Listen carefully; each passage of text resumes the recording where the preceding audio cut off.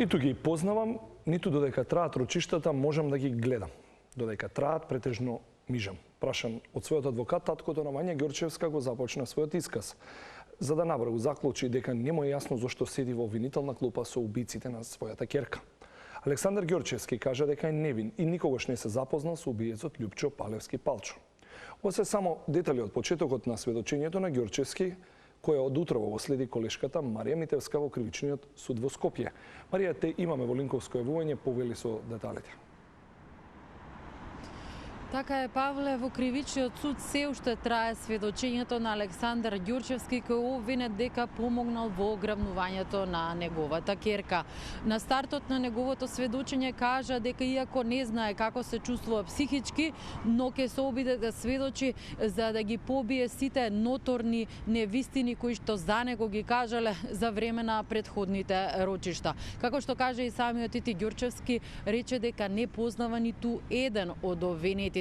За Палевски слушнал кога имало проблем со зградата Тифани, која што ја гради неговата фирма во центарот на градот, а Ѓорчевски живее во непосредна близина кај соборната црква. Но по лик не го познавал ни тогаш. Потоа слушнал дека зградата на Наум Наумовски Борче, каде што живееше Вања, ја изградила токму неговата фирма. Но за прв пат дека Палевски е инволвиран во случајот дознал во полициска станица, кога и тој беше приведен по убиството на неговата ќерка. Тогаш полицијата го прашувала дали комуницирал со Палевски или не. За другите обвинети рече дека дури и се уште им ги меша имињата и дека не сака да ги гледа во судница.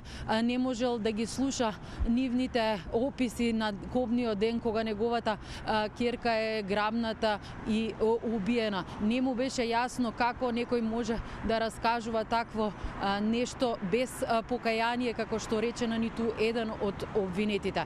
Тој опишуваше и што правел критичниот ден, кога Зорица му јавила дека Вања ја нема. Раскажа дека секогаш неговата ќерка била достапна на телефон, ја следеле на Google Maps, односно секогаш знаеле каде се движи. Кога сватиле дека нејзиниот телефон се исклучил во близина на Силбо, тогаш им се кренал алармот, бидејќи во спротивна насока од училиштето Песталоци, каде што требало да биде на настава. Исто така зборуваше и за спорната порака на Вибер во групата на родители. Односно, еден од началниците на претходните рочишта сведочеше дека наводно Александар напишал во пораката на родителите колку треба да платиме, колку барате откуп. Но тој денеска го негираше тоа. Рече дека кажал дека полицијата е пасивна во истрагата, дека е во ќор сокак.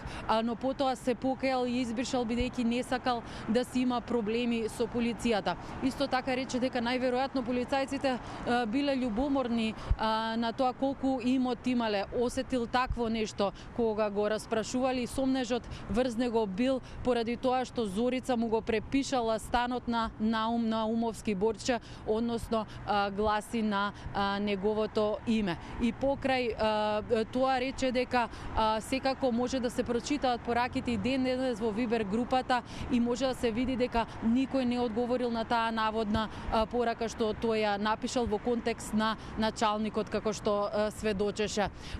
Сведочењето се уште не дојде до моментот како тој ја водел паралелната истрага за пронаоѓање на неговата ќерка, туку само кратко кажа дека бидејќи сметал дека полицијата е пасивна, бидејќи тврдела дека неговата ќерка или најпрвин побегнала во Тетова, а потоа во Шведска со некој човек со кого што комуницирала, решил самиот да ги пребарува камерите и сам да врши истрага.